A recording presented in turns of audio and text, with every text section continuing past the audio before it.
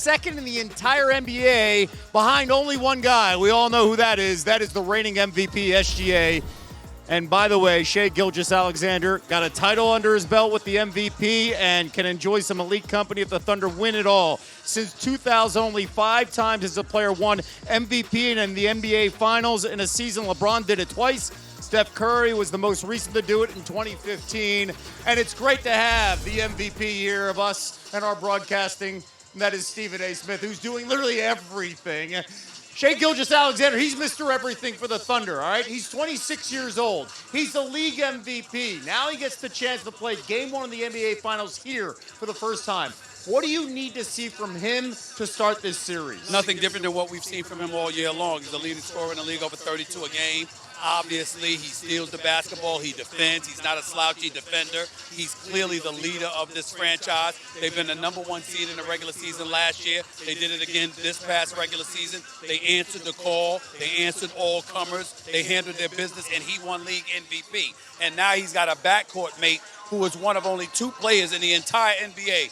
Jalen Williams, I'm talking about, and Evan Mobley of the Cleveland Cavaliers, who made an All-NBA team and an All-NBA defensive team. Only 2 players did that, and this guy's one of them. So the way that he's been playing in the Western Conference Finals against Minnesota, where Jalen Williams averaged 22 on 49% shooting from the field, 46% shooting from three-point range, he gives you that. We don't have a series. We have a romp. So it's going to be real interesting to see what Indiana has to answer the onslaught we're all anticipating, because they've got offensive weapons on OKC, and they are clearly the elite defensive team in the game of basketball today.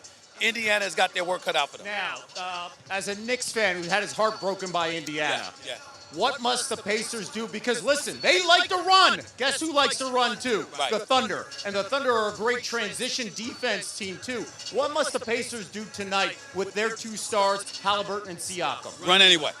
And the reason why is because half court ain't your strength. Now, if that was as much of a strength for you as pushing the ball up the court in transition, that would be a different argument.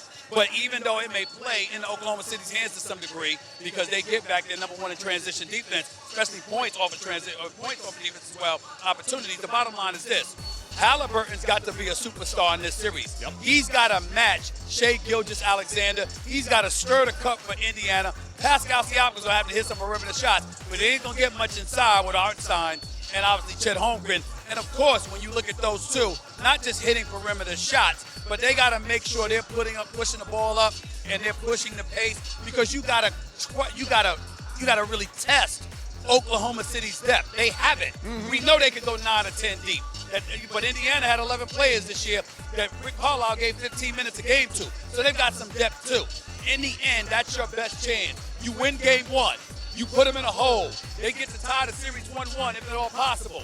If you go back to Indiana, you can win 1 day, if not 2. You come back tied 2-2, and you got a best-of-3 series. That's the scenario that the Indiana Pacers should be looking at. But that means you have to win tonight, because you can't give Oklahoma City a game to test you, get to see you, prep for you, figure you out, because it's going to be hell. Game 2. Indiana's got to win Game 1 tonight. And by the way, the Pacers 9.5-point underdogs heading into tonight's contest. All right. I'm on